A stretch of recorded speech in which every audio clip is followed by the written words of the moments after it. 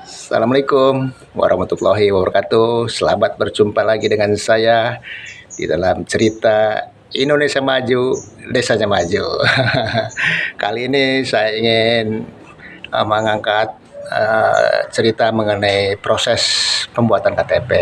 Ini seringkali proses pembuatan KTP dikeluhkan oleh sebagian masyarakat bahwa prosesnya sulit, ribet, lama, dan harus pakai duit. Tapi kadang kita juga dengar di tempat yang lain ceritanya beda. Wah, enggak kok, di tempat saya bikin KTP itu gampang kok, cepet, gratis lagi. Nah, ini kok ada perbedaan ya. Di sini ceritanya sulit, lama, pakai duit. Di sini ceritanya cepet, gampang, dan gratis. Nah, sebenarnya mengenai KTP itu termasuk dari administrasi kependudukan yang diatur dalam Undang-Undang Nomor 23 Tahun 2006 tentang administrasi kependudukan. Nah, undang-undang ini sendiri telah diperbaharui dengan Undang-Undang Nomor 24 Tahun 2013. Nah, beberapa pasal yang ingin disampaikan yang terkait dengan pembuatan KTP di undang-undang ini. Satu, di pasal 13 diatur bahwa diwajibkan bagi setiap penduduk Indonesia untuk mempunyai yang namanya NIK atau nomor induk kependudukan. Nah, NIK ini sendiri sangat diperlukan, sangat penting karena NIK ini merupakan sesuatu yang unik, khas, melekat pada setiap diri seseorang, dan ini menjadi identitas tunggal yang diperlukan pada semua proses pembuatan dokumen pelayanan publik. Contoh, kita ingin membuat SIM, pasti tanya itu punya NIK-nya berapa, dipakai NIK itu maksudnya. Pada saat pembuatan paspor itu NIK dipakai, pada saat pembuatan PPP itu dipakai. Jadi sedemikian penting namanya NIK, sehingga di pasal 13 diwajibkan setiap penduduk harus punya NIK. Nah, terus juga di pasal 63 itu diatur bahwa setiap penduduk yang sudah berusia 17 tahun, sudah menikah atau pernah menikah, wajib mempunyai KTP. Terus juga di pasal 61 ayat 5 diatur bahwa kartu keluarga atau KK itu yang dijadikan dasar untuk pembuatan KTP. Nah, kenapa KK dijadikan dasar pembuatan KTP? Karena di dalam kartu keluarga atau KK dipastikan setiap nama yang terdaftar di situ dipastikan sudah mempunyai atau sudah ada nomor induk kependudukannya. Begitu ya. Nah, terus di pasal 69 itu dinyatakan mengenai lamanya waktu penerbitan dokumen kependudukan tersebut, yaitu paling lama 14 hari setelah dinyatakan dokumen persyaratannya lengkap. Itu dalam undang-undang diatur seperti itu. Nah, tetapi setelah adanya Permendagri nomor 19 tahun 2018 tentang peningkatan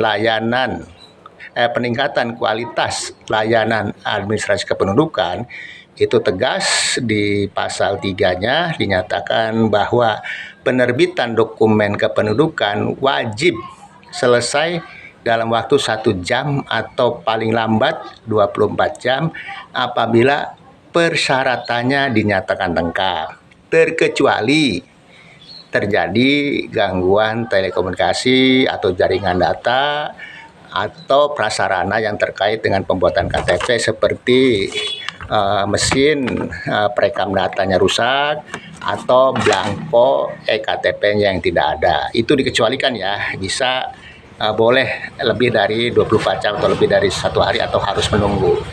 Nah, terus tidak mengenai untuk biaya itu di dalam Undang-Undang Perubahan juga jelas dinyatakan dalam pasal 87 bahwa seluruh proses administrasi kependudukan dibiayai oleh APBN, termasuk KTP di dalamnya. Tentu ini menjadi gratis karena dibiayai oleh APBN. Nah, begitu kalau kita bicara mengenai aturan-aturannya. Nah, terus bagaimana nih di lapangan proses pembuatannya?